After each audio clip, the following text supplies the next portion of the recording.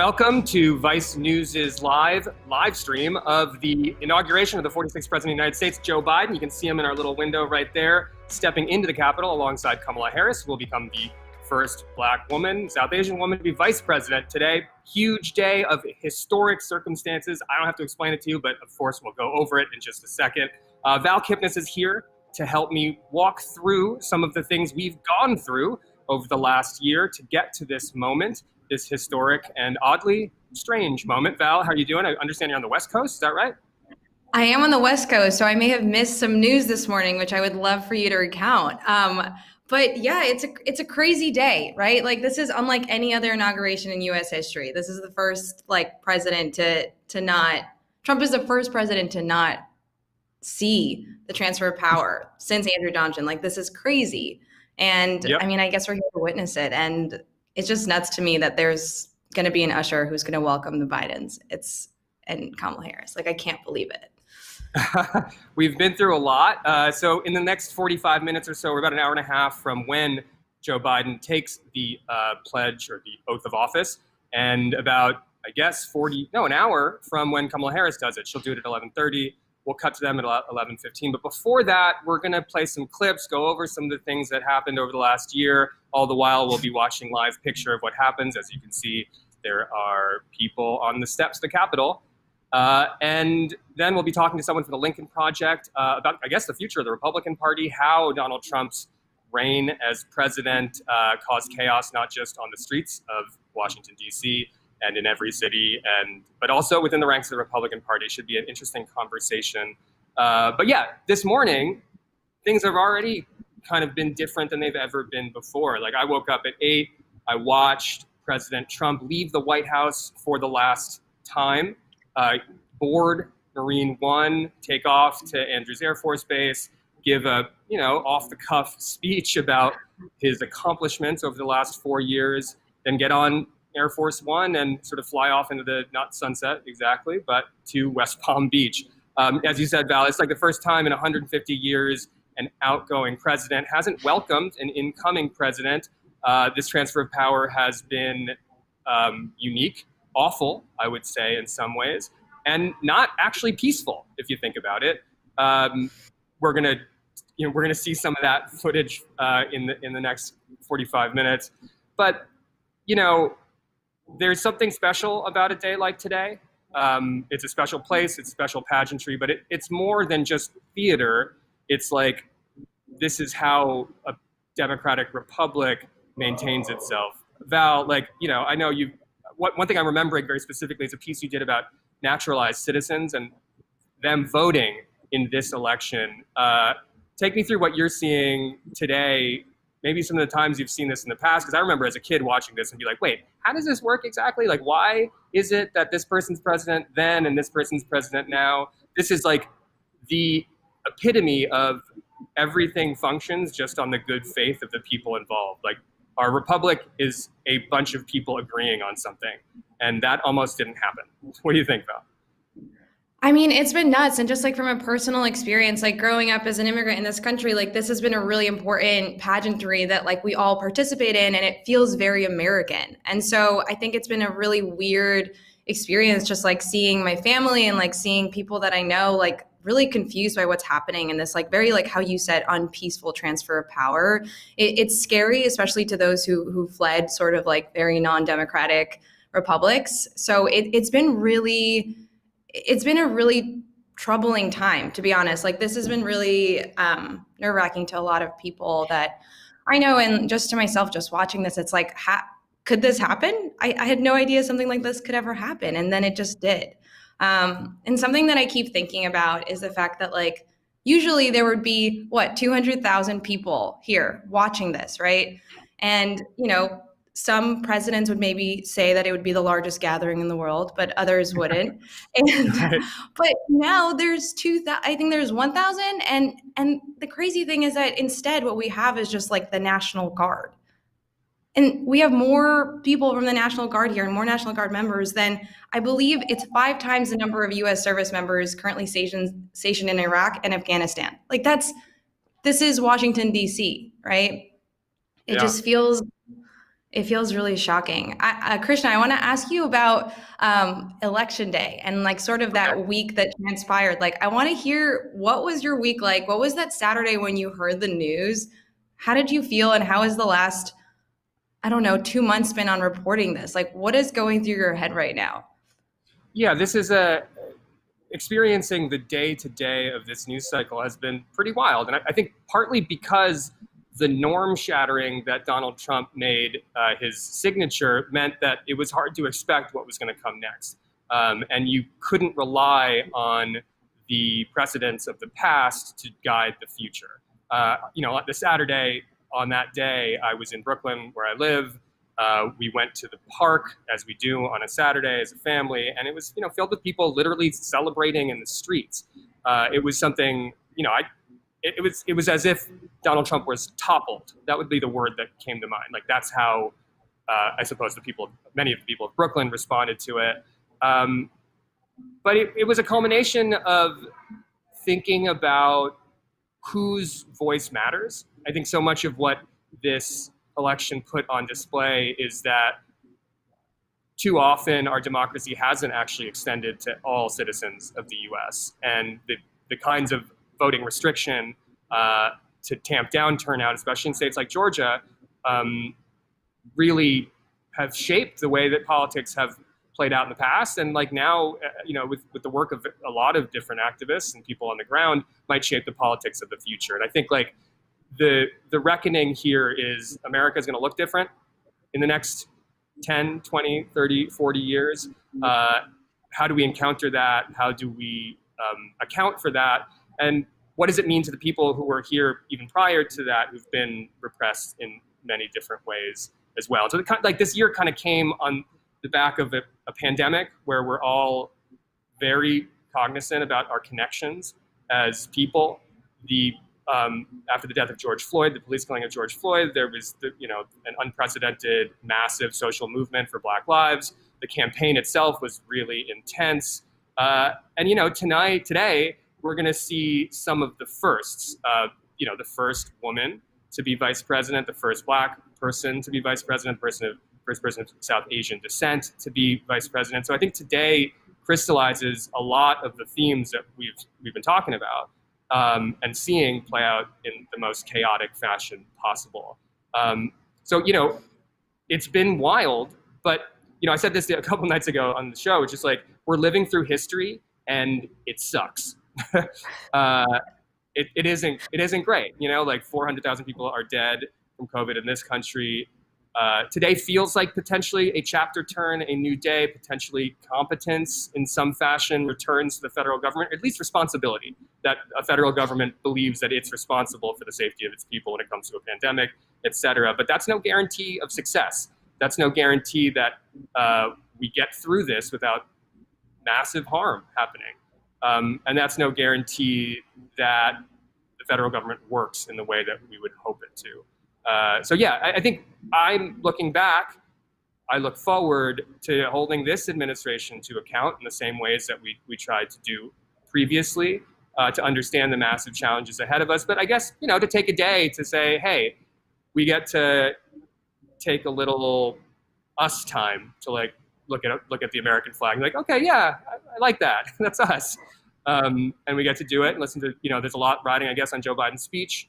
He's already outlined a ton of executive orders, not to mention immigration plan that he's going to sort of roll out in his first day. So I imagine it's going to be a kinetic, like, let's get it done sort of 100 days. And I think I'm just sort of gearing up for that and the political fights that'll come ahead. So Unity is, pretty cool Queen Latifah song, but I don't know if it's something we're going to see a lot of in Washington, D.C. or on the streets of the country itself. There's so much to heal. I'm rambling. But as you can see, it's because we've been around the block a lot this year. You're not rambling, Krishna. This is so interesting. I think a lot of people want to hear what you have to say because it's like you have sort of, yes, history is happening, but like also reporting on it is the craziest thing ever. Like I just have so many, just from the past 4 years of just reporting on a story, and while I'm doing it, it changes. Like as a reporter, that's just been like a crazy sort of experience. And I think it's pretty unique to Trump's presidency, like just this like sort of last minute changes, decisions coming out. I saw yesterday that Biden's the schedule had come out last night, and I was like, wow, that's so lovely that it's out, 12 hours before things are happening. Like, I haven't seen that in a while. So I think it's really interesting what you have to say. So I'm happy you got to share that. Yeah. Well, I'll say one more thing before we sort of get back into the clips. As you can see, people are starting to arrive on the dais, I think they might call it, right? A place where we should remember about 2 weeks ago, a bunch of rioters were desecrating in their own way, waving Trump flags and other white supremacist flags and stuff that, I mean, the 2 weeks that happened, I think, is just nuts. But anyway, to the point I was trying to make, pardons happened last night. They came out at about 1 a.m., and it was a long list, including Lil Wayne, not including the president and his family, not including Rudy Giuliani, but including Steve Bannon. That's the one I want to talk about, because back in 2019, we went to cover Bannon and the Build the Wall campaign, the privately funded hemp-made wall project that he was ultimately indicted for allegedly committing fraud. And it was interesting to see. I remember the day that news came down that he was arrested, because he said it out loud. Like, he's like, this is not something I'm going to make money doing. He said that to us, and I think some of those lines maybe even ended up in the indictment. But this was I said this on the show also, and I don't think this is a partisan statement, and I don't think this is something that makes you tilt towards one side or another. This was a presidency that veered on lawlessness constantly. The zero tolerance policy, the way that they the way that they treated the immigration court system. It was a push until someone catches you.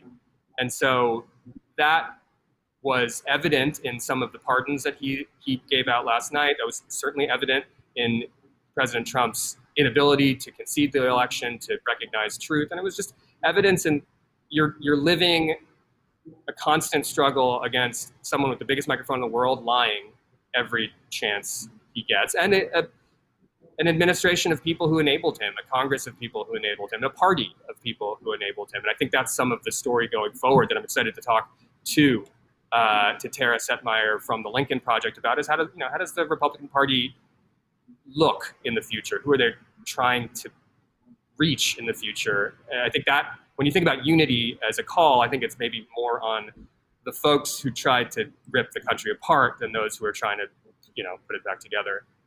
So yeah, I guess it's like, I don't know, it's nuts. And that's why we're here, I guess. We live through it, we see it.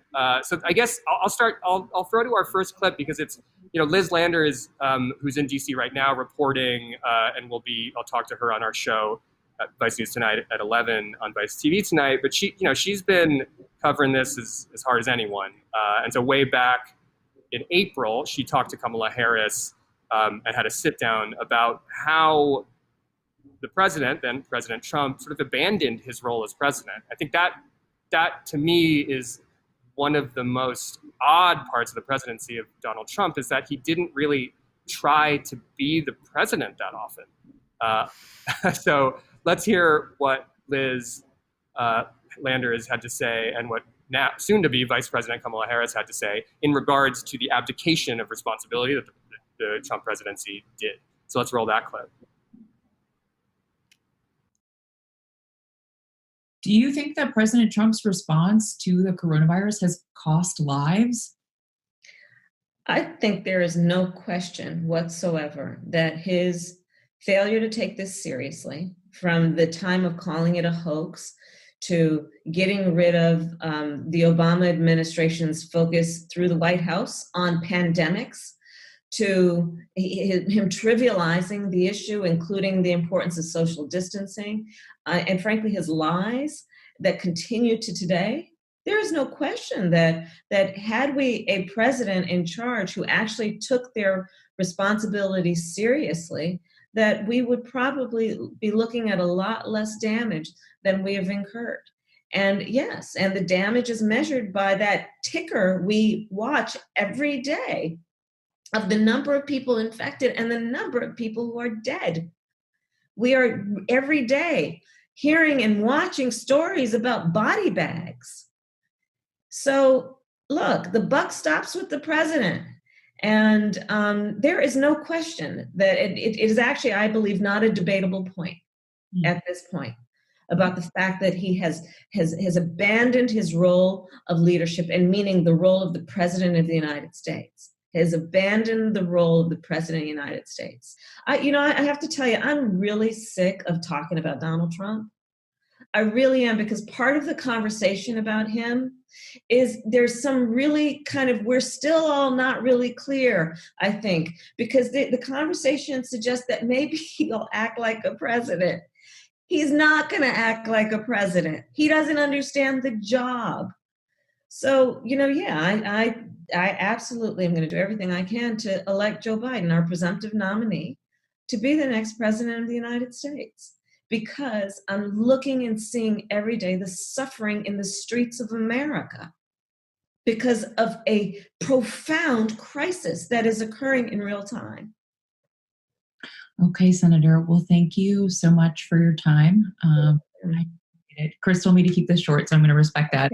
You said you're scheduled down to the minute right now. I am actually, sadly, but yeah, there's a lot to do.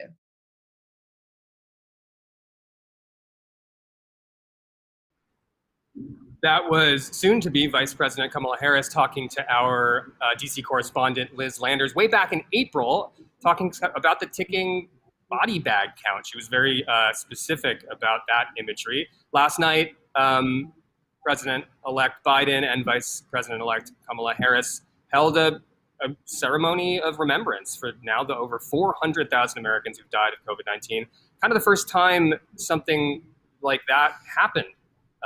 Part of the role, I think, of president is being kind of the griever in chief, an emotional leadership role. Val, that didn't, I guess anger is an emotion. So President Trump was an emotional leader as well. But this is a different tone already from what then Senator Harris was speaking about in April to what happened last night. Yeah, I think just acknowledging the amount of people that have passed due to this pandemic is the first step. And it's crazy that it's, sort of happened now. And I think that the vigil was really, really poignant. Like just watching it, I was like, wow, this is the first time I'm seeing something like this and this like grandiosity. And I think it was a really special moment to sort of see that. And I just, thinking back to this interview, I just, that was back in April. And I remember, reading the news of how Donald Trump had just like ceased attending coronavirus task force meetings at some point for months at a time. Or, this last month, he hasn't said anything about COVID at all. And I think it's sort of, he said, it is what it is. I believe those were his last sort of words about the coronavirus pandemic. And just like seeing the difference already is just, it's a stark contrast. And I think that's super, it's an important one to know. Lots of what ifs. And as we see right now, former President Bill Clinton, Secretary of State Hillary Clinton walking through the Capitol to emerge upon the dais. Of course, she could have been president. And you kind of think about, I wonder how a person like her, with the experience she had, might have handled crises that were laid in front of her. Of course, Bill Clinton, who was the president, was the last president to be impeached. Donald Trump, now impeached twice. This is part of the, ceremony of inauguration, is the past presidents who can attend, and all living except for Jimmy Carter, who is advancing in age, will be in attendance today, including George W. Bush. That's it. I guess. Well, maybe I'm wrong. Yeah, and Obama. The Obamas will be there too. President Obama. Yes, President Obama, who Joe Biden served as vice president under. It come like Bill Clinton offered a style of emotional leadership. Barack Obama had a style of emotional leadership. George W. Bush had a style of emotional leadership. I believe we see him there with Laura Bush, the former First Lady. Compassionate conservatism, bridge to the 21st century, ideas that like you got to lead with vision that isn't backwards looking, but forwards looking. Like that's sort of something, I guess they're just words, but like words matter. I think that's maybe something we've also learned in the last 4 years, but certainly the last year. What you say matters, what people here matters. There are, so many people in this country who believe the big lies that President Trump said about the election, about so many things.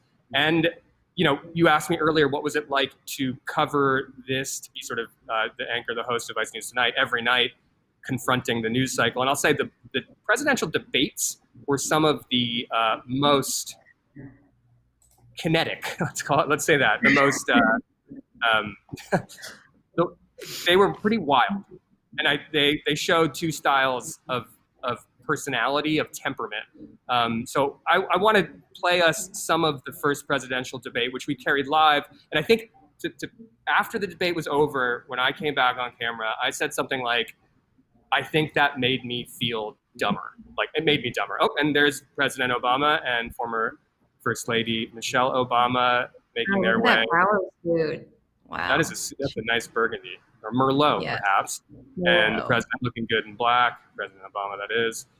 But big day for President Obama, because in a sense, the Trump presidency really reversed some of the legacy decisions and achievements of his term, or tried to at least. But Joe Biden was his vice president. It's going to be pretty cool for him, I suppose. But also it's nice to see a bunch of presidents together. The concept of unity here, where it's like, doesn't matter what party you are, doesn't matter who you think you represent, because what you do is you represent all Americans. And I think I've had some discussions with friends about the presidency of George W. Bush versus the presidency of Donald Trump, and how those two things collide, or how they stacked up against each other. But it's just, I don't know. I guess today I'm feeling like, let's take a moment to realize that this is important. But I'm a little tense about the potential of more political violence. It wasn't just 2 weeks ago. And again, that political violence came from the words that Donald Trump chose to use. So let's cut to those first presidential debates, because I got off topic for a second, to see one instance of the stylistic difference between the two gentlemen who ran for president this year. I'm Chris Wallace of Fox News, and I welcome you to the first of the 2020 presidential debate. By the media, by our allies, by the World Bank, he has never done a single thing. As you might know, but probably don't. Gentlemen, you realize if you're both speaking at the same time. And it's too expensive. Joe, you're the liar. I want to make sure. Graduated last in your class, not first in your class. You picked You'd be surprised. the wrong guy, the wrong night at the wrong time. Listen, you agreed with Bernie Sanders to the whole idea. Let him, folks, absolutely agreed. Folks, do you have any idea what this clown's doing? They call it You have any? Why would you answer that because question? the question is, the question left. Will you shut up, man? Listen, this is so unprecedented. He's going to pack the court. I'm not going to give a list. Rid of the individual mandate. I'm going to give you an opportunity. I got rid of the individual mandate, which was a big chunk of Obama. That is absolutely a big thing. That was the worst part of Obamacare. Sir, Chris, that was the worst part of Obama. Let me ask my question. Well, I'll ask Joe. The individual mandate was the most unpopular aspect of Obamacare. I got rid of it. I'd like and we will protect people. President, I'm the moderator of this debate. Look, hey, I'm not going to listen to him.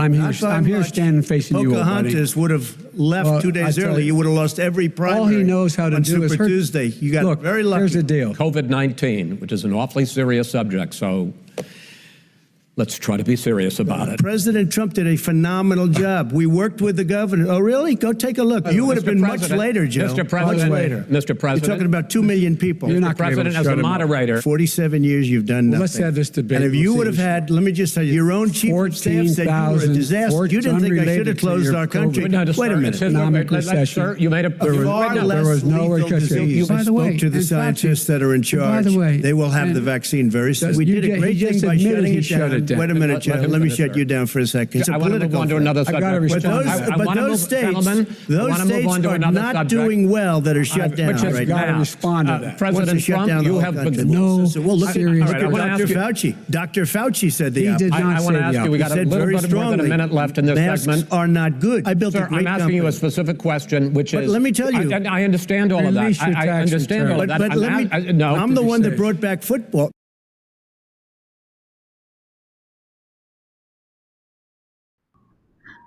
Well, yeah, that's, I remember that.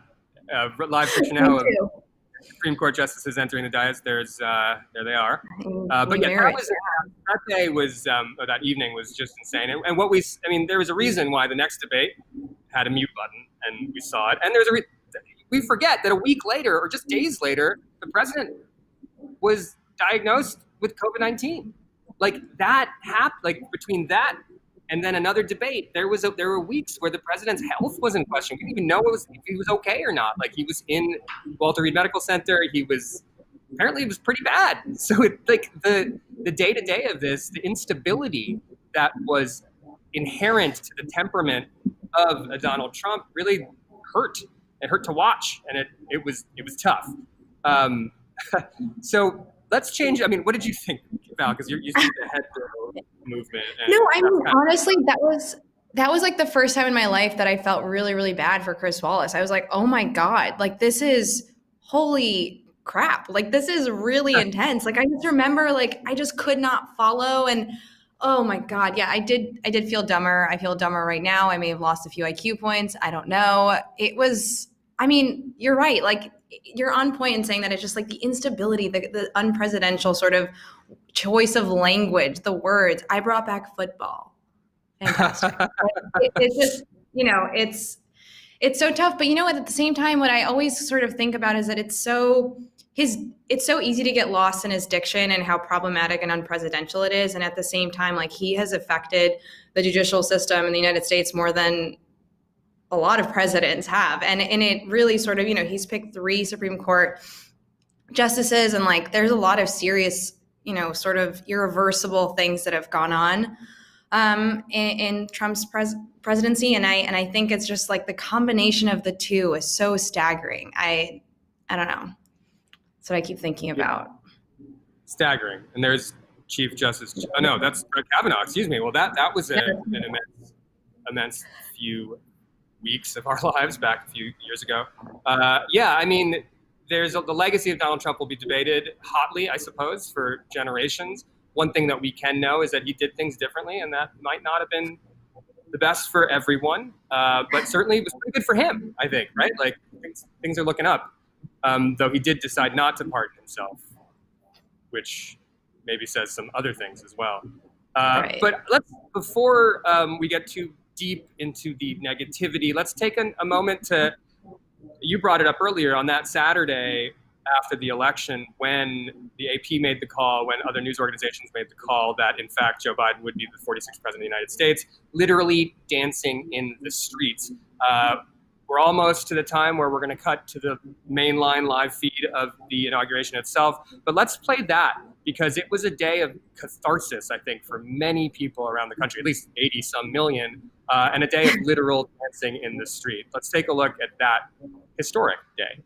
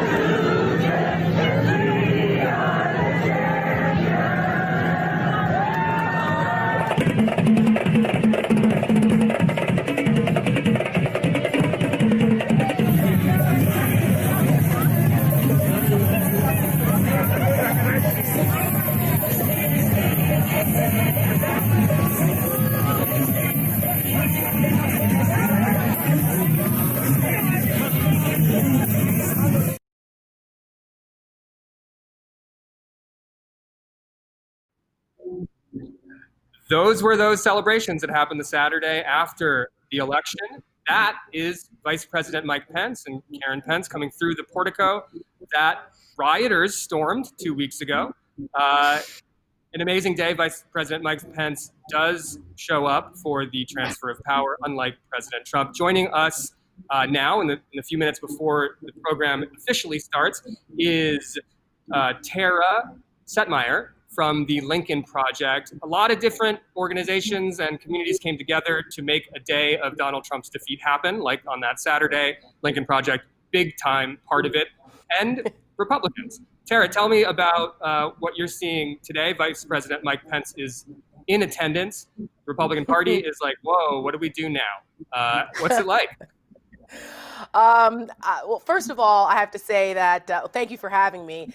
And there's been such a range of emotions for someone like myself, who was part of the Republican Party for over 25 years, became a never Trumper relatively quickly, recognizing the danger that Donald Trump posed to not only the party, but to the country.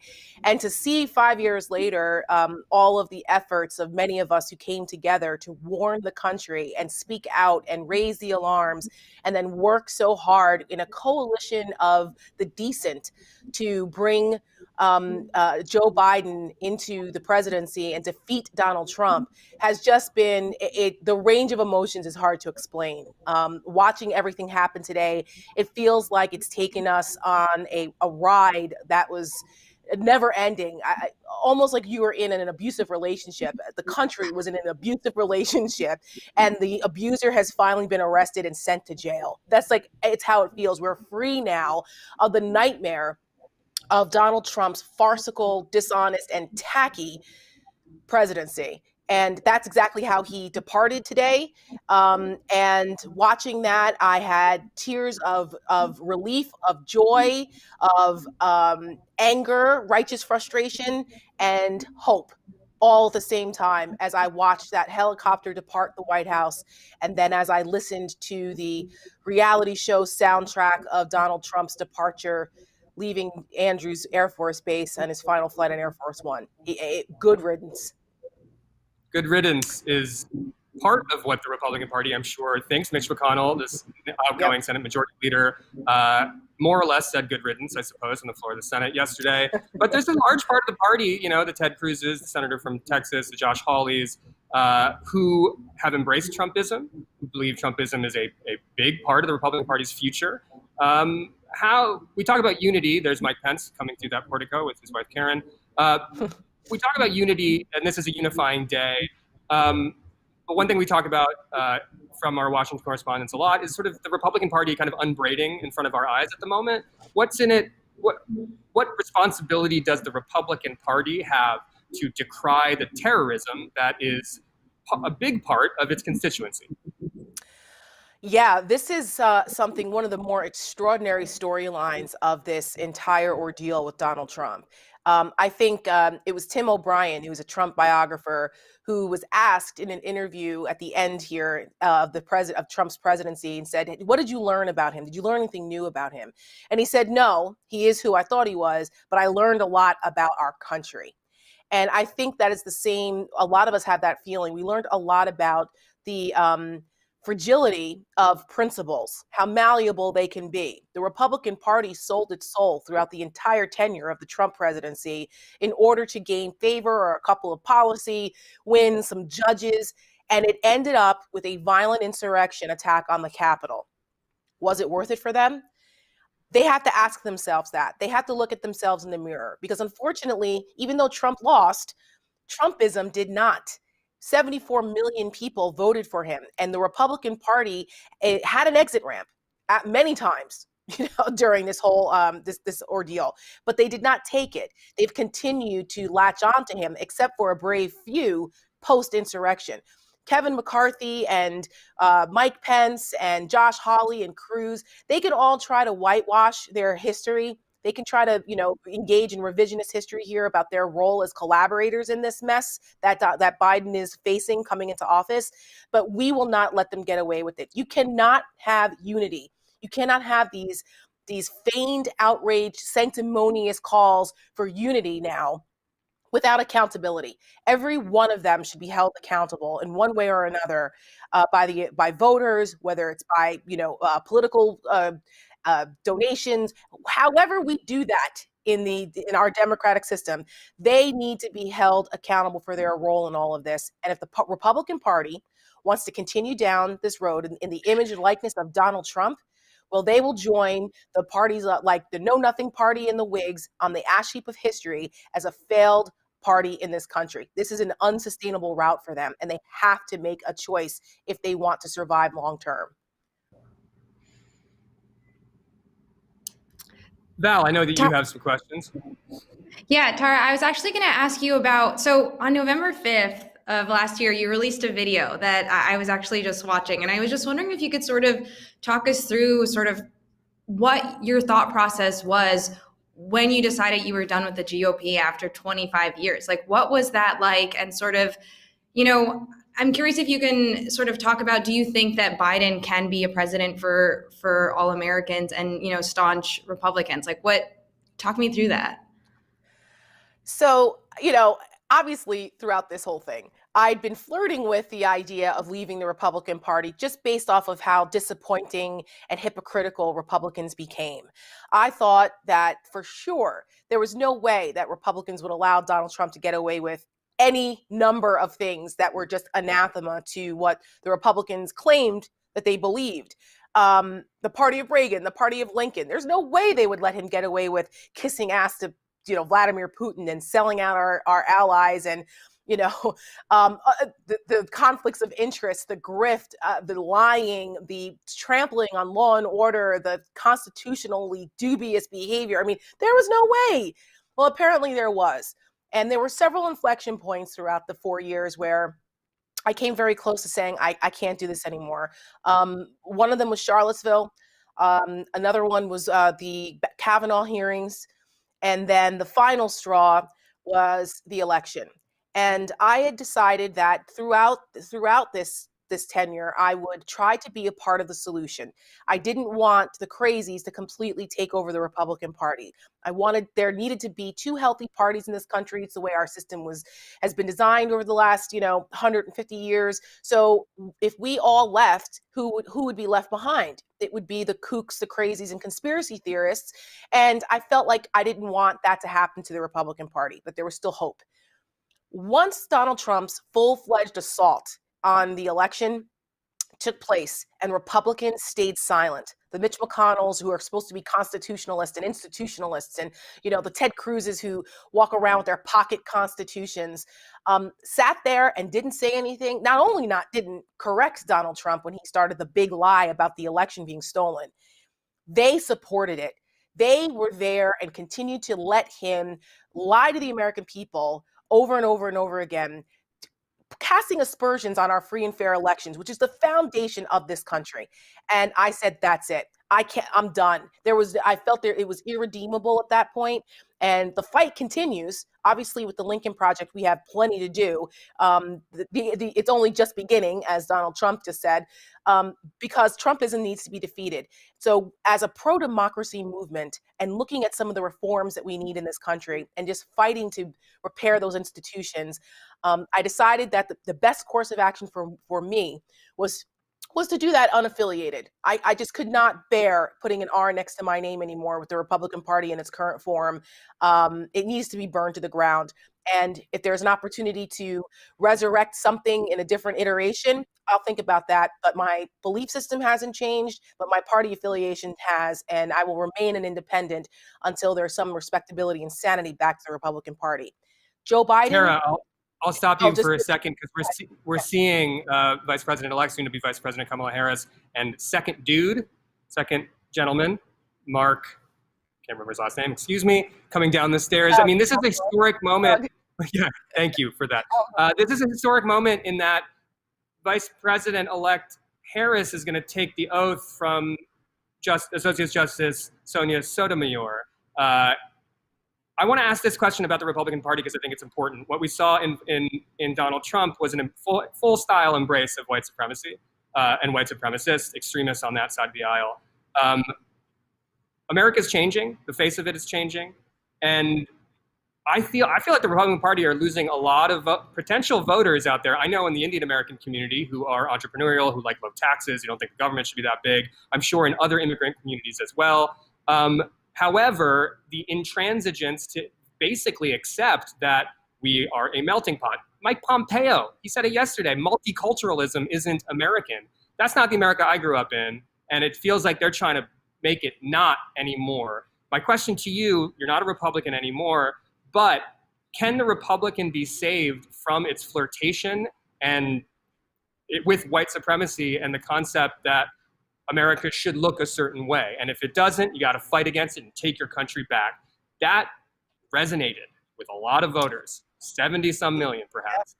So what happens to the Republican Party now when it's like, okay, the only party that seems to be breaking ground as far as representation is the Democratic Party? That's not to say that everyone who's black or brown should be or is a Democrat or believes what Democrats are like believe in, but it's hard to find a home in a party that has Donald Trump at the head. Even Mike Pence, frankly, gotta be honest. Without question. I mean, the Republicans recognized this after 2012 when Mitt Romney lost, and they had the famous autopsy report that reiterated that we need to, in order to expand the party and bring in, more people and face the demographic changes of this country, we have to shift gears. We have to shift tone. We have to change our messaging and be more inclusive. That obviously went right the hell out the window when Donald Trump became the nominee, and the Republicans went down this dark, awful path of embracing this idea of white supremacy and racism and xenophobia and just so many really the dark underbelly of this country that we thought we were looking at in the rear view with the election and re-election of Barack Obama. Clearly, we were wrong. So it's been an awakening for a lot of people in this country. But the Republican Party making that decision has relegated itself to a minority party, if a party at all, if it can sustain this, for the long term. If they don't change course, they must course correct. Kamala Harris, the country will look a lot more like Kamala Harris and me, I'm biracial, than it will like Mike Pence as we move forward as a country. And we should embrace the fact that this country has been so inclusive. E pluribus unum is our motto. Out of many, one. It is not about one culture or one dominant culture of what somebody thinks is what makes America great again. Our diversity is what makes us great. And it's sad to see that the party of Lincoln, which, Abraham Lincoln fought for the civil rights and equality of African Americans in this country, to get rid of slavery and that horror, that stain in this country. And here we are, with the Republicans turning into an anti-democratic party, making it more difficult for people to vote, trying to disenfranchise millions of black voters with their big lie about a stolen election. It's shameful and it's unsustainable. And Joe Biden is uniquely positioned to be that person in this moment. If unity is to be achieved, he is uniquely qualified to do that, given his experience, his life experience, his compassion, his competence, and the fact that he recognizes the gravity of the moment that we're in. And with Kamala Harris there making history, it sends a signal to this country that we will not succumb to those darker forces of white supremacy that have creeped back up again under Donald Trump. That is not okay. And I think the tone that is being set now with Biden and Harris is a new tone, a welcoming one in this country. And it's going to be interesting to see the reaction. It's not going to be easy for them. The country is so incredibly divided, unlike anything we've seen, I think, since the Civil War. Thank you, Tara, for your remarks on that. I know it's a tough question. Republicans got a lot of work. Democrats got a lot of work. But we're almost a minute away from the program officially starting. I want to thank Val. I want to thank Tara for coming aboard. There's soon-to-be Vice President Kamala Harris and some people she's waving out, more waves. I think we'll look back on today as an extraordinary historic experience, first because of perhaps Vice President Harris's ascension to this high in the executive branch. Secondly, everyone's wearing masks. Like, we're in the middle of a pandemic. The pictures, I can just imagine the grandkids asking us about the pictures of today, what they looked like and what we went through. So it's a pleasure to experience this historic day with you all, this historic day in our country, this historic day of finding out how we move forward from 4 years of batshit. So we're gonna give a totally unadulterated view of this amazing, here comes, well, someone of the live stream itself. I want to give you a quick rundown of what's happening. 11:15 or so, the inauguration program is going to begin. There's going to be an invocation by Father Leo J. Donovan. The Pledge of Allegiance will follow by Andrea Hall. Then the national anthem sung by none other than Lady Gaga, which should be pretty cool. Or interesting at least. I wonder what the costuming will be. A poetry reading by Amanda Gorman, which I think will be cool also. We'll see what that means. And then Jenny from the Block, J-Lo herself, will give a musical performance. Not to mention, I think inside there at some point, Vice President-elect Kamala Harris will be sworn in as the first woman to hold that office, first Black woman to hold that office, the first South Asian American person to hold that office. There is, I suppose, the man of the hour, if you want to think about it. Soon to be President Joe Biden, Dr. Jill Biden, who will become First Lady, walking down, about to go through those doors. It's about to begin. Val, what are you thinking? What's going through your mind right now? It's exciting. It's really, it is super historic to watch this. Like the masks, the scarcity of people, the social distance between them. I mean, it's just, I was watching Kamala Harris walk in and, she was like fist bumping, but it's different. It's different than any other inauguration we've ever seen. And I think, I don't know, I'm excited. And, there is some sort of pomp and circumstance to this. And I am like excited to see what will happen in the next 15 minutes to 45 minutes. I guess we're going to have a new sworn in president. Yeah. Now, I've said this before. I'll say it again. This was not a peaceful transfer of power. This was a transfer of power that 2 weeks ago turned violent. Luckily, we're at this day. Luckily, things will continue to go as they've been going. And it's about moving forward. It's about looking behind. It's about accounting for things that went wrong. This pandemic put on display so many of the discrepancies in health justice, environmental justice. It put on display how fractured the country can truly be, both from a political point of view, but just from like an operational point of view, like how states do things so differently, how localities, I mean, there's so many, I can reflect upon 100 different things that were just wrong and broken. There's hope today. There's a bit of snow, it looks like, if I'm not mistaken. And a lot will ride on words. A lot will ride on what a President Biden can project to, maybe a lot of millions of Americans who don't believe he was elected legitimately. I mean, they're wrong. He was. But today marks a hopeful new beginning from a really hopeless few years. I'll leave you at that, Val. What do you think of that? Yeah, I mean, you're totally right. And I think that, there's been talk that his theme is going to be just like what he's been talking about for the last few months, which is, a united America, America United. That's sort of Biden's, motto.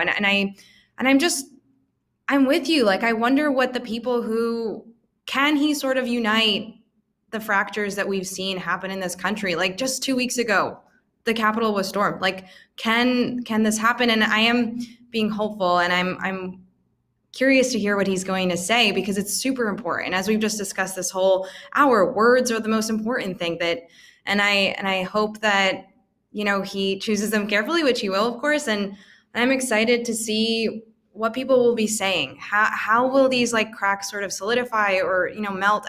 I know it sounds kind of corny and cheesy, but I think it's on a lot of people's minds. Like, where do we go from here? What is it going to look like?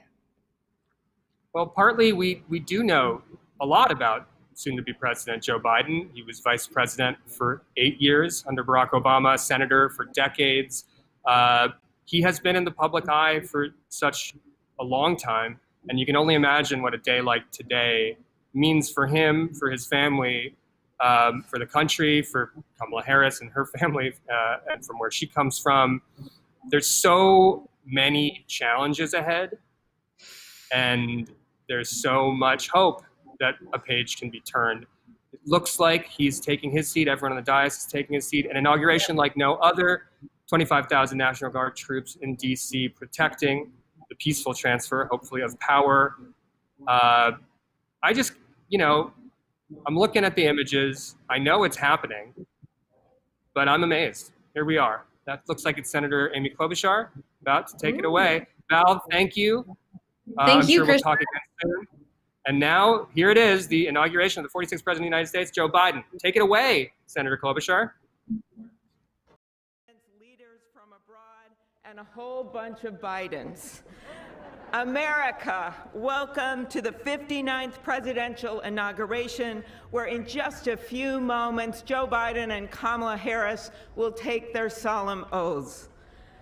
This ceremony is the culmination of 244 years of a democracy.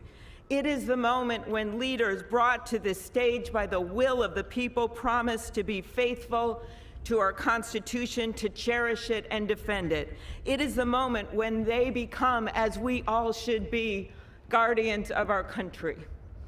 Have we become too jaded, too accustomed to the ritual of the passing of the torch of democracy to truly appreciate what a blessing and a privilege it is to witness this moment? I think not. 2 weeks ago, when an angry, violent mob staged an insurrection and desecrated this temple of our democracy, it awakened us to our responsibilities as Americans. This is the day when our democracy picks itself up, brushes off the dust, and does what America always does: goes forward as a nation under God, indivisible, with liberty and justice for all. This conveyance of a sacred trust between our leaders and our people takes place in front of this shining Capitol dome for a reason. When Abraham Lincoln gave his first inaugural address in front of this Capitol, the dome was only partially constructed, braced by ropes of steel. He promised he would finish it. He was criticized for spending funds on it during the Civil War. To those critics, he replied, "If the people see the Capitol going on, it is a sign we intend the Union shall go on." And it did, and it will. Generations of Americans gave their lives to preserve our republic in this place. Great legislation to protect civil rights and economic security and lead the world was debated and crafted under this dome. Now it falls on all of us, not just the two leaders we are inaugurating today, to take up the torch of our democracy, not as a weapon of political arson, but as an instrument for good. We pledge today never to take our democracy for granted as we celebrate its remarkable strength. We celebrate its resilience, its grit. We celebrate the ordinary people doing extraordinary things for our nation, the doctors and nurses on the front line of this pandemic, the officers in the Capitol, a new generation never giving up hope for justice. We celebrate a new president, Joe Biden, who vows to restore the soul of America and cross the river of our divides to a higher plane. And we celebrate our first African American, first Asian American, and first woman vice president, Kamala Harris, who stands on the shoulders of so many on this platform who have forged the way to this day. When she takes the oath of office, little girls and boys across the world will know that anything and everything is possible.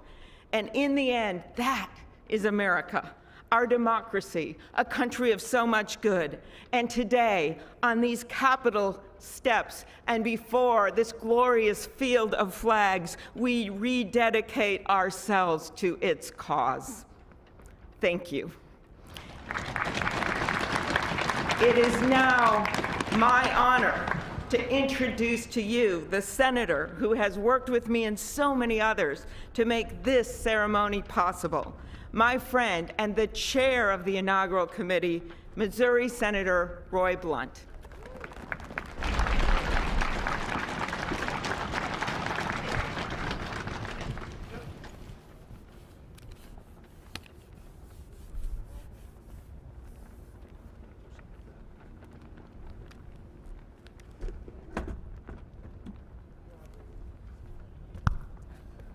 Well, I should have known when Senator Klobuchar got involved, at least there'd be a touch of snow up here this morning. Of all the things we'd considered, I don't think snow was on my agenda till I walked out the door a moment ago. But thank you, Senator Klobuchar, and thanks to the other members of the Joint Congressional Committee on the Inauguration as we officially begin the 59th inaugural ceremony. I also want to thank the Joint Committee staff and our partners, particularly our security partners, for the way they've dealt with unprecedented circumstances. When I chaired the inauguration 4 years ago, I shared President Reagan's 1981 description of this event as commonplace and miraculous. Commonplace because we've done it every 4 years since 1789. Miraculous because we've done it every 4 years since 1789. Americans have celebrated this moment during war, during depression, and now during pandemic. Once again, all three branches of our government come together as the Constitution envisions. Once again, we renew our commitment to our determined democracy, forging a more perfect union. That theme for this inauguration, our determined democracy, forging a more perfect union, was announced by the Joint Committee before the election with the belief that the United States can only fulfill its promise and set an example for others if we are always working to be better than we have been. The Constitution established that determined democracy with its first three words, declaring the people as the source of the government. The Articles of Confederation hadn't done that. The Magna Carta hadn't done that. Only the Constitution says the government exists because the people are the source of the reason it exists. They immediately followed those first three words with the words to form a more perfect union. The founders did not say to form a perfect union. They did not claim that in our new country nothing would need to be improved. Fortunately, they understood that always working to be better would be the hallmark of a great democracy. The freedoms we have today, the nation we have today, is not here just because it happened, and they aren't complete. A great democracy working through the successes and failures of our history, striving to be better than it had been. And we are more than we have been, and we are less than we hope to be. The assault on our Capitol at this very place just 2 weeks ago reminds us that a government designed to balance and check itself is both fragile and resilient. During the last year, the pandemic challenged our free and open society and called for extraordinary determination and sacrifice, and still challenges us today. Meeting that challenge head on have been and are healthcare workers, scientists, first responders, essential frontline workers, and so many others we depend on in so many ways. Today we come to this moment, people all over the world, as we're here, are watching and will watch what we do here. Our government comes together. The Congress and the courts join the transition of executive responsibility. One political party more pleased today and on every inaugural day than the other. But this is not a moment of division, it's a moment of unification. A new administration begins and brings with it a new beginning. And with that, our great national debate goes forward, and a determined democracy will continue to be essential in pursuit of a more perfect union and a better future for all Americans. What a privilege for me to join you today. Thank you.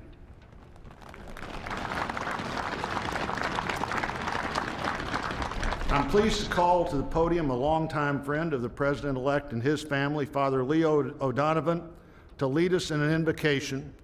Please stand if you are able and remain standing for the national anthem and the pledge to our flag.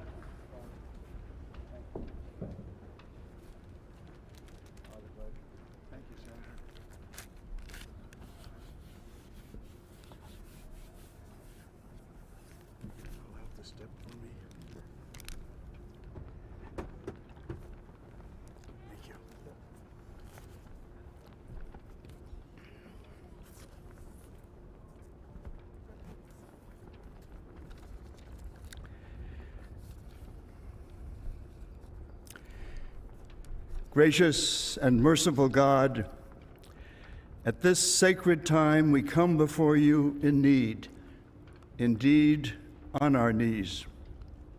But we come still more with hope and with our eyes raised anew to the vision of a more perfect union in our land, a union of all our citizens to promote the general welfare and secure the blessings of liberty to ourselves and our posterity.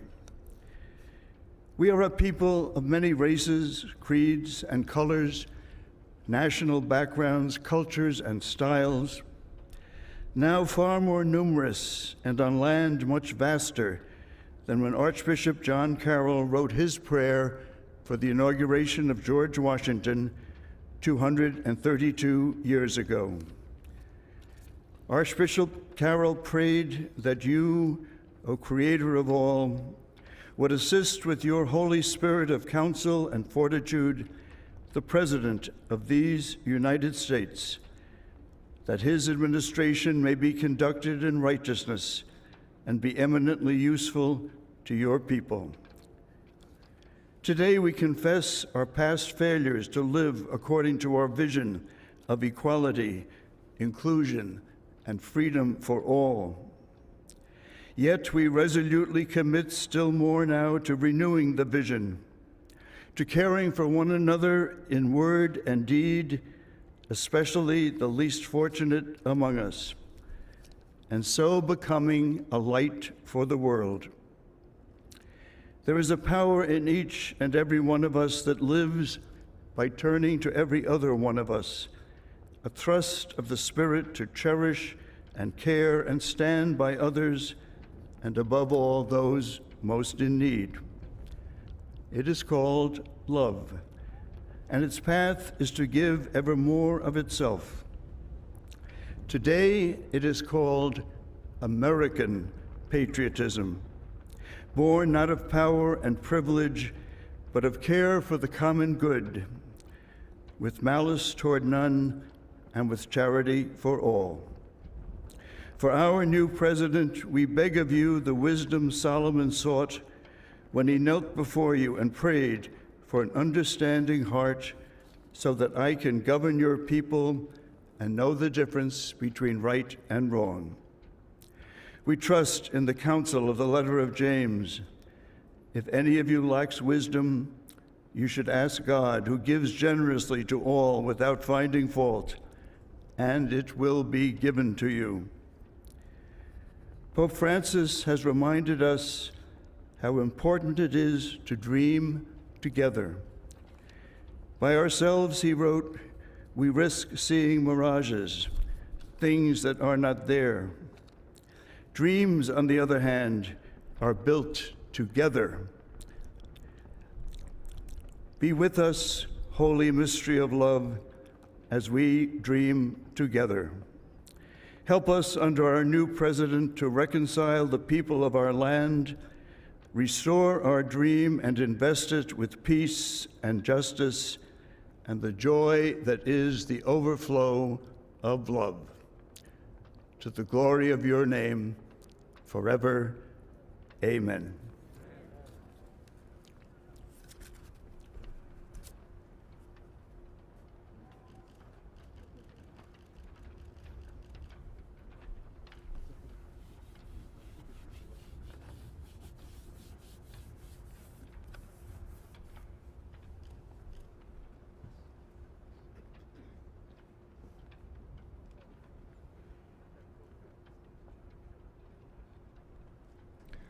Ladies and gentlemen, please remain standing for the presentation of our national colors by the Armed Forces Color Guard, the singing of our national anthem, and for the Pledge of Allegiance.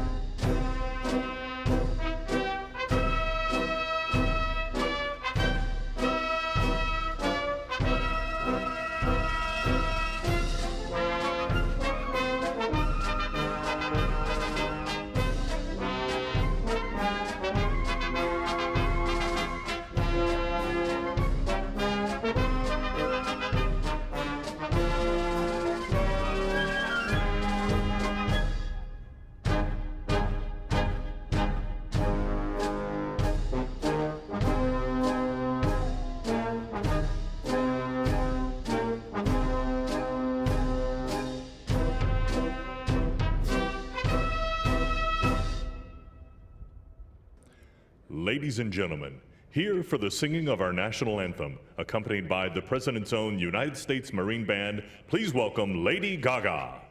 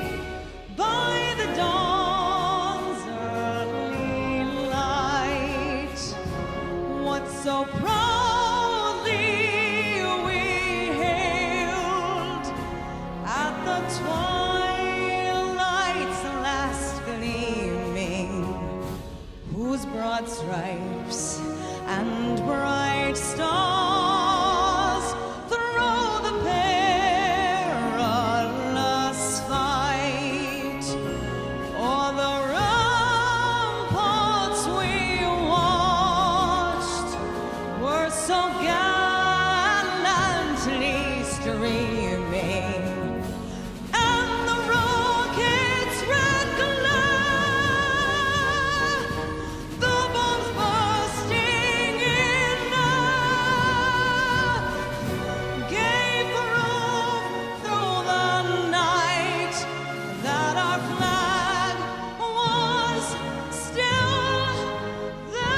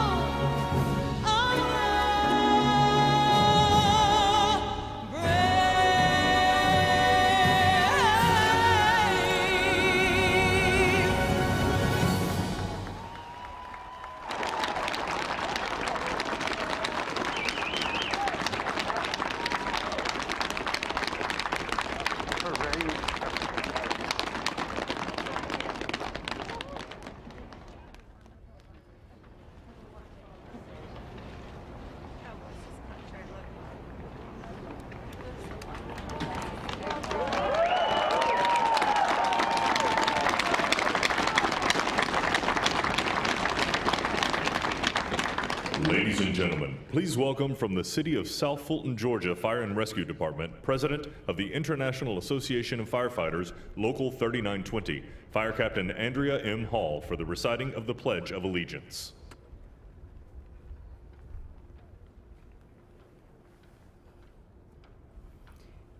I pledge allegiance to the flag of the United States of America and to the republic for which it stands, one nation, under God, indivisible, with liberty and justice for all.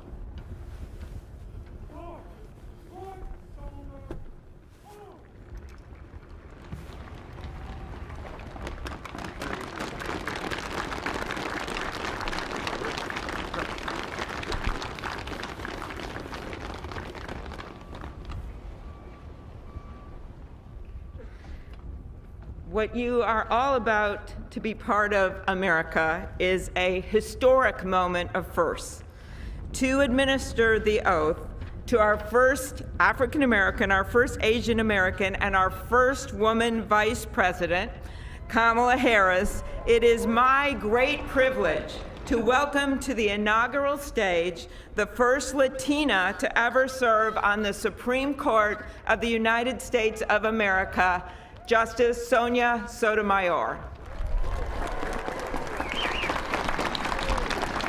Ladies and gentlemen, please remain standing for the oath of office, followed by musical honors.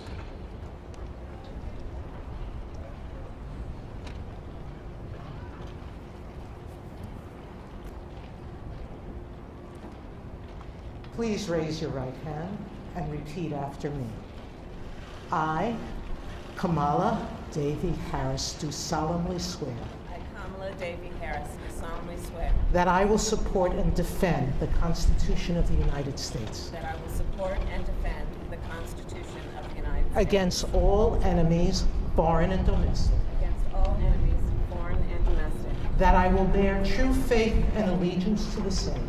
That I will bear true faith and allegiance to the same. That I take this obligation freely.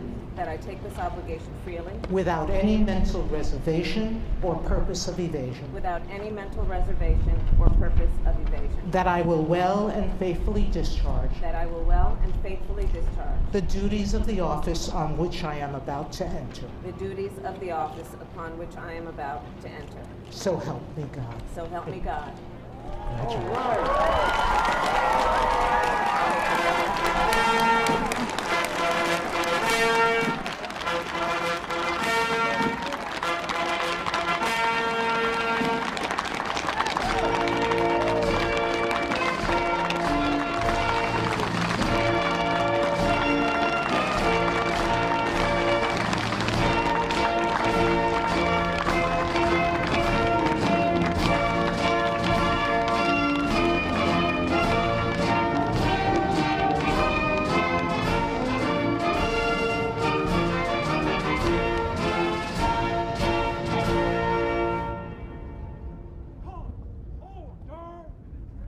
Ladies and gentlemen, please be seated.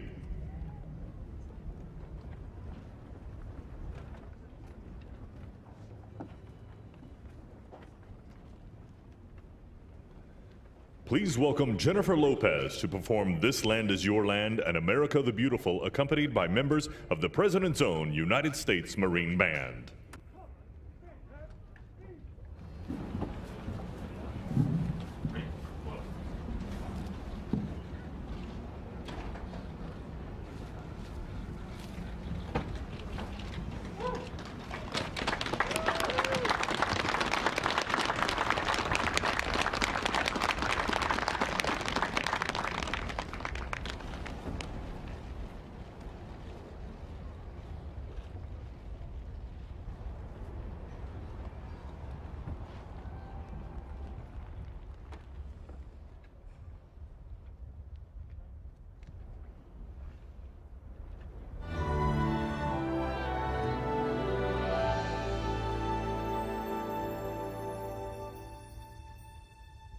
This land is your land. This land is my land. From California to the New York Islands, from the Redwood Forest to the Gulf Stream waters. This land was made for you and me. As I went walking down that ribbon of highway, I saw above me that endless skyway. I saw below me that golden valley. This land was made for you and me. Oh, this land, oh, this land. This land was made for you and me. Oh, this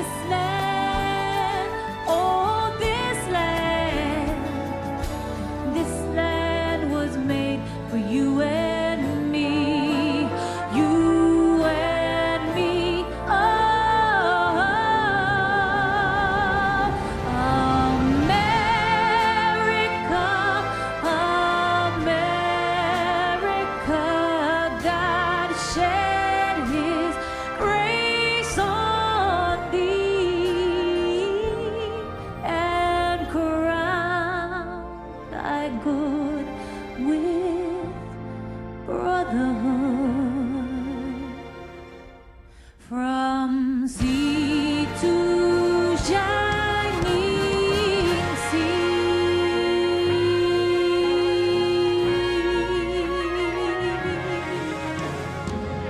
Una nación bajo Dios, indivisible, con libertad y justicia para todos. Let's get loud,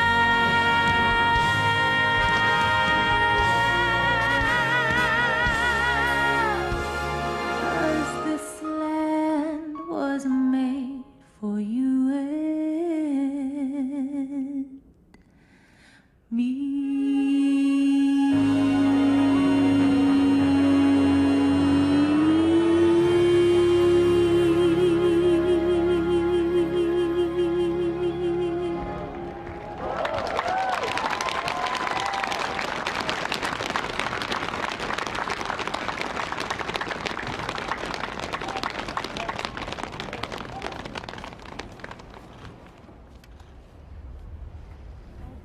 Well, that was great. The sun is shining, and Mr. President-elect, this is the first inauguration in the history of America where J-Lo was the warm-up act for Chief Justice Roberts.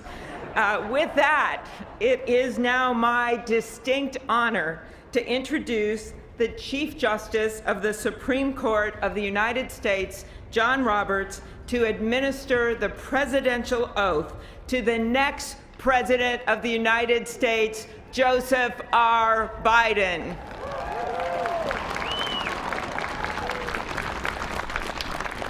Ladies and gentlemen, please stand for the oath of office, followed by musical honors.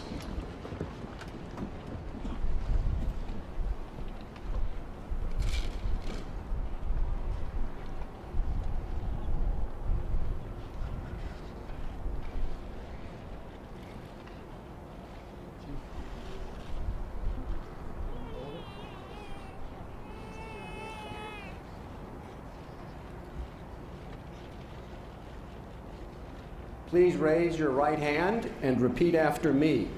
I, Joseph Robinette Biden, Jr., do solemnly swear. I, Joseph Robinette Biden, Jr., do solemnly swear.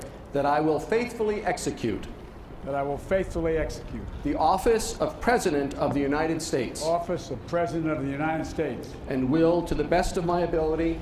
Will, to the best of my ability. Preserve, protect, and defend. Preserve, protect, and defend. The Constitution of the United States. The Constitution of the United States. So help you God. So help me God. Congratulations, Mr. President.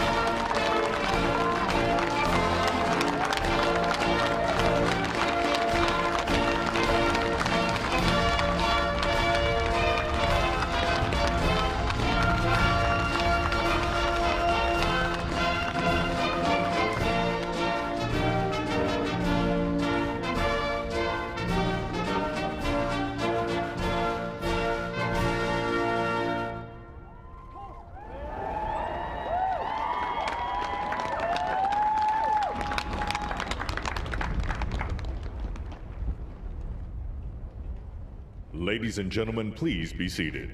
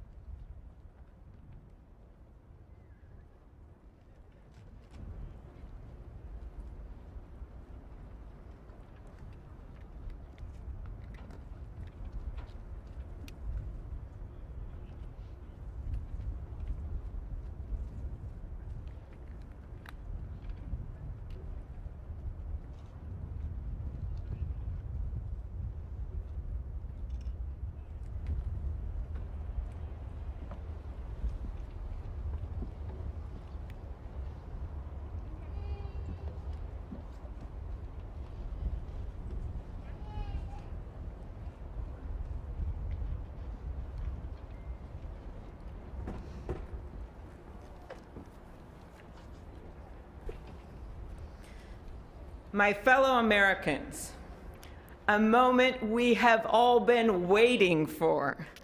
It is now my great privilege and high honor to be the first person to officially introduce the 46th President of the United States, Joseph R. Biden, Jr.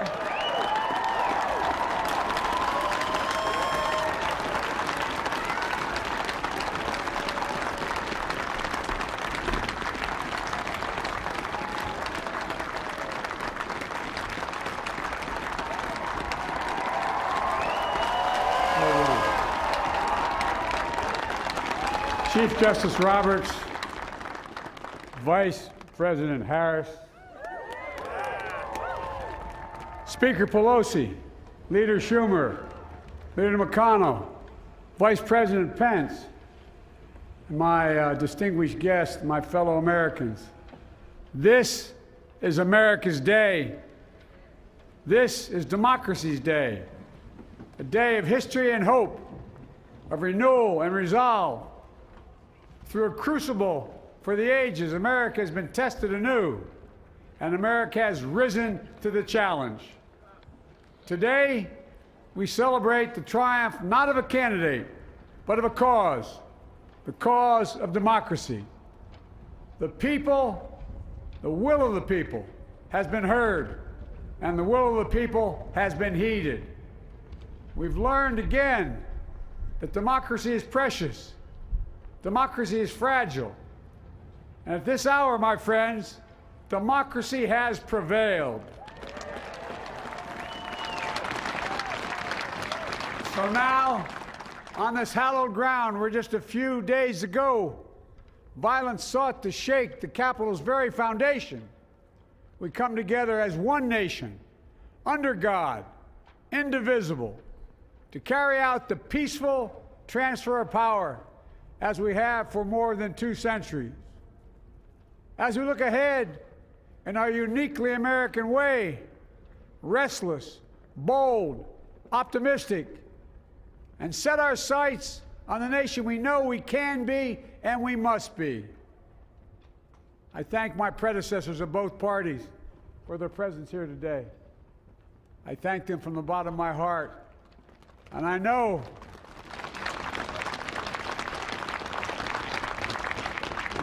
the resilience of our Constitution and the strength of our nation, as does President Carter, who I spoke with last night, who cannot be with us today, but whom we salute for his lifetime in service. I've just taken the sacred oath each of those patriots have taken, the oath first sworn by George Washington. But the American story depends not on any one of us, not on some of us, but on all of us, on we, the people, who seek a more perfect union. This is a great nation. We are good people. And over the centuries, through storm and strife, in peace and in war, we've come so far. But we still have far to go. We'll press forward with speed and urgency, for we have much to do in this winter of peril and significant possibilities. Much to repair, much to restore, much to heal, much to build, and much to gain. Few people in our nation's history have been more challenged or found a time more challenging or difficult than the time we're in now. Once-in-a-century virus that silently stalks the country. It's taken as many lives in 1 year as America lost in all of World War II. Millions of jobs have been lost. Hundreds of thousands of businesses closed. A cry for racial justice, some 400 years in the making, moves us. The dream of justice for all will be deferred no longer. A cry for survival comes from the planet itself, a cry that can't be any more desperate or any more clear. And now, a rise of political extremism, white supremacy, domestic terrorism that we must confront and we will defeat. To overcome these challenges, to restore the soul and secure the future of America, requires so much more than words. It requires the most elusive of all things in a democracy: unity. Unity. In another January, on New Year's Day in 1863, Abraham Lincoln signed the Emancipation Proclamation. When he put pen to paper, the president said, and I quote, "If my name ever goes down into history, it'll be for this act, and my whole soul is in it." My whole soul is in it. Today, on this January day, my whole soul is in this, bringing America together, uniting our people, uniting our nation. And I ask every American to join me in this cause.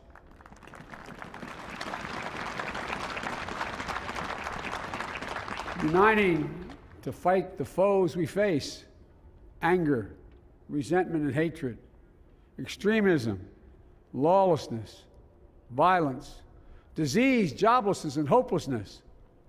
With unity, we can do great things, important things. We can right wrongs. We can put people to work in good jobs. We can teach our children in safe schools. We can overcome the deadly virus. We can reward work and rebuild the middle class and make health care secure for all. We can deliver racial justice, and we can make America once again the leading force for good in the world. I know speaking of unity can sound to some like a foolish fantasy these days. I know the forces that divide us are deep and they are real. But I also know they are not new. Our history has been a constant struggle between the American ideal that we're all are created equal and the harsh, ugly reality that racism, nativism, fear, demonization have long torn us apart. The battle is perennial, and victory is never assured. Through Civil War, the Great Depression, World War, 9/11, through struggle, sacrifice, and setbacks, our better angels have always prevailed. In each of these moments, enough of us have come together to carry all of us forward. And we can do that now. History, faith, and reason show the way of unity. We can see each other not as adversaries, but as neighbors. We can treat each other with dignity and respect. We can join forces, stop the shouting, and lower the temperature. For without unity, there is no peace, only bitterness and fury. No progress, only exhausting outrage. No nation, only a state of chaos. This is our historic moment of crisis and challenge, and unity is the path forward. And we must meet this moment as the United States of America. If we do that, I guarantee you we will not fail. We have never, ever, ever, ever failed in America when we've acted together. And so today, at this time, in this place, let's start afresh, all of us. Let's begin to listen to one another again, hear one another, see one another, show respect to one another. Politics doesn't have to be a raging fire, destroying everything in its path. Every disagreement doesn't have to be a cause for total war. And we must reject the culture in which facts themselves are manipulated and even manufactured.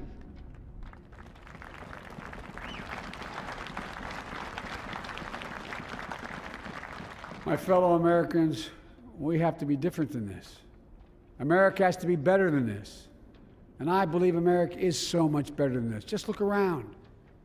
Here we stand in the shadow of the Capitol Dome, as was mentioned earlier, completed amid the Civil War, when the Union itself was literally hanging in the balance. Yet we endured. We prevailed. Here we stand, looking out on the great mall where Dr. King spoke of his dream. Here we stand where 108 years ago, at another inaugural, thousands of protesters tried to block brave women marching for the right to vote. And today, we mark the swearing in of the first woman in American history elected to national office, Vice President Kamala Harris. Don't tell me things can't change. Here we stand, across the Potomac from Arlington Cemetery, where heroes who gave the last full measure of devotion rest in eternal peace. And here we stand, just days after a riotous mob thought they could use violence to silence the will of the people, to stop the work of our democracy, to drive us from this sacred ground. It did not happen. It will never happen. Not today, not tomorrow, not ever. Not ever.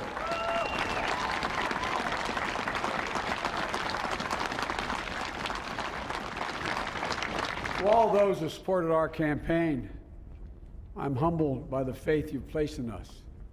To all those who did not support us, let me say this. Hear me out as we move forward. Take a measure of me and my heart. If you still disagree, so be it. That's democracy. That's America. The right to dissent peaceably within the guardrails of our republic is perhaps this nation's greatest strength. Yet hear me clearly. Disagreement must not lead to disunion. And I pledge this to you. I will be a president for all Americans. All Americans. And I promise you, I will fight as hard for those who did not support me as for those who did.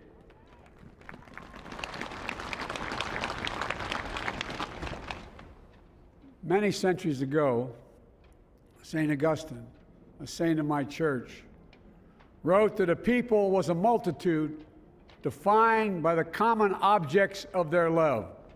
Defined by the common objects of their love. What are the common objects we as Americans love that define us as Americans? I think we know.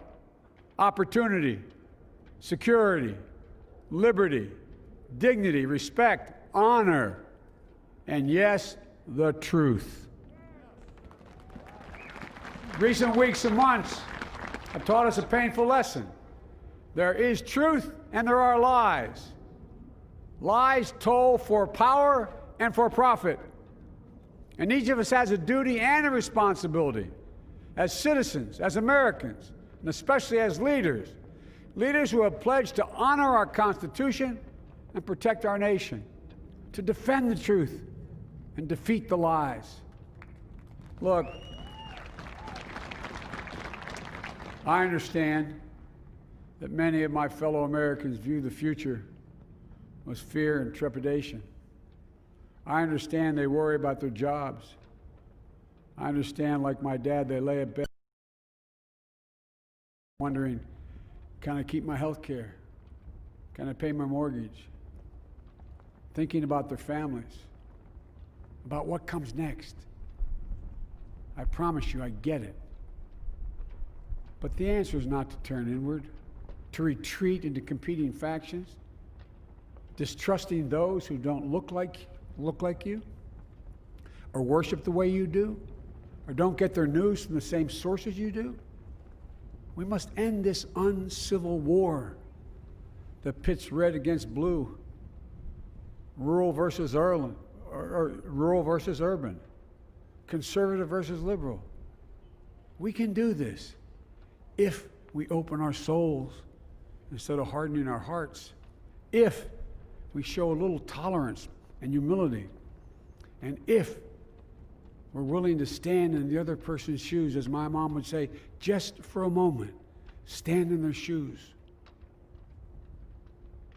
Because here's the thing about life. There's no accounting for what fate will deal you. Some days, when you need a hand. There are other days when we're called to lend a hand. That's how it has to be. That's what we do for one another.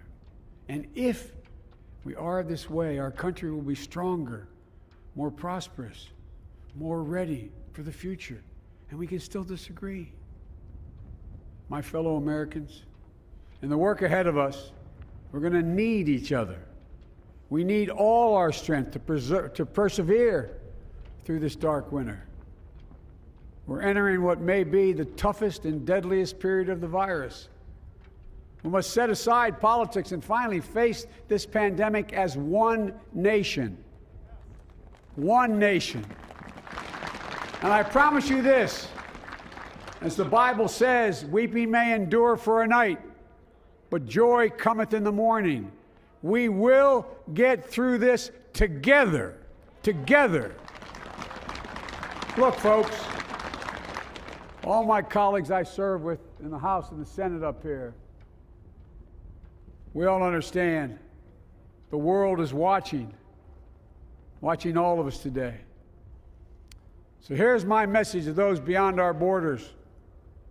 America has been tested, and we've come out stronger for it. We will repair our alliances and engage with the world once again, not to meet yesterday's challenges, but today's and tomorrow's challenges. And we'll lead not merely by the example of our power, but by the power of our example.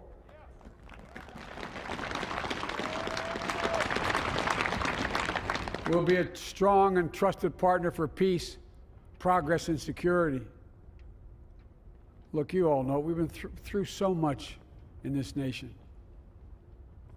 And my first act as president, I'd like to ask you to join me in a moment of silent prayer.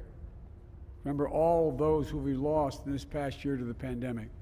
Those 400,000 fellow Americans, moms, dads, husbands, wives, sons, daughters, friends, neighbors, and co-workers. We'll honor them by becoming the people and the nation we know we can and should be. So I ask you, let's say a silent prayer for those who've lost their lives and those left behind, and for our country.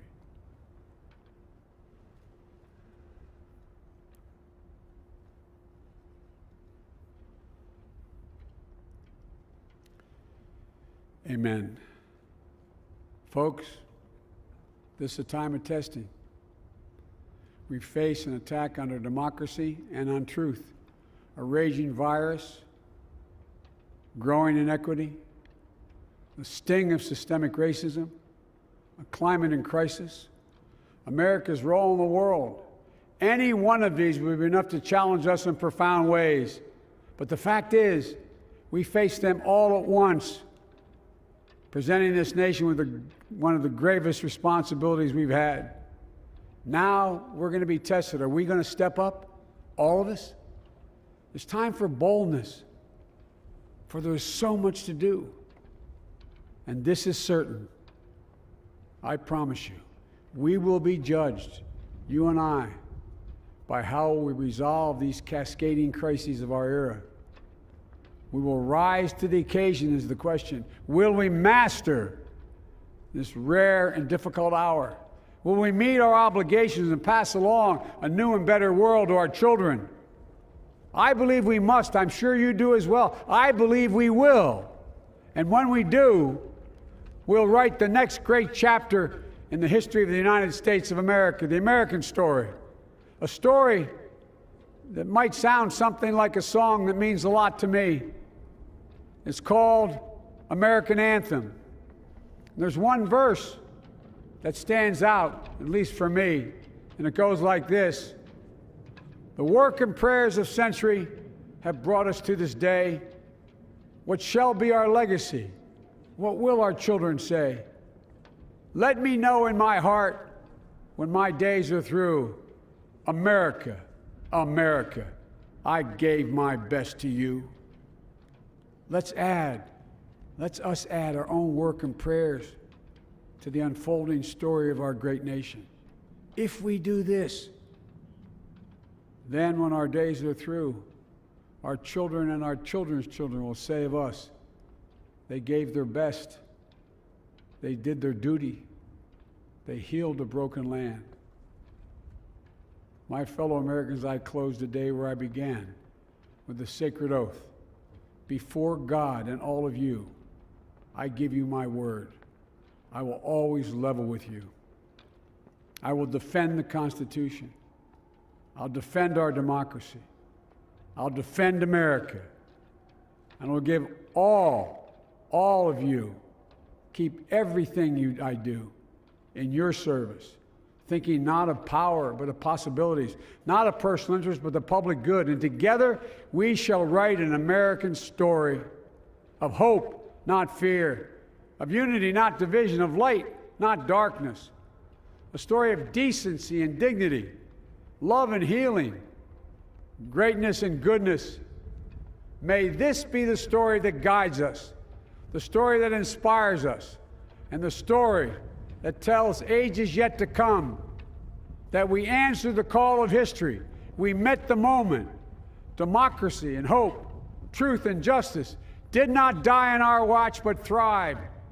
That America secured liberty at home and stood once again as a beacon to the world. That is what we owe our forebears, one another, and generation to follow. So, with purpose and resolve, we turn to those tasks of our time, sustained by faith, driven by conviction, and devoted to one another and the country we love with all our hearts. May God bless America, and may God protect our troops. Thank you, America.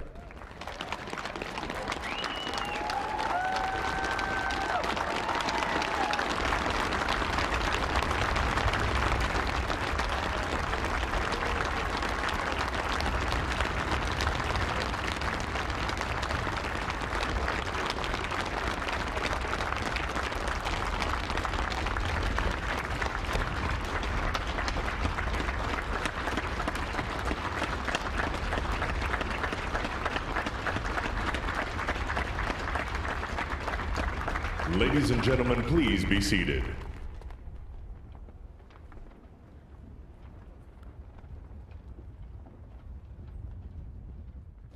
Ladies and gentlemen, please welcome Garth Brooks to perform Amazing Grace.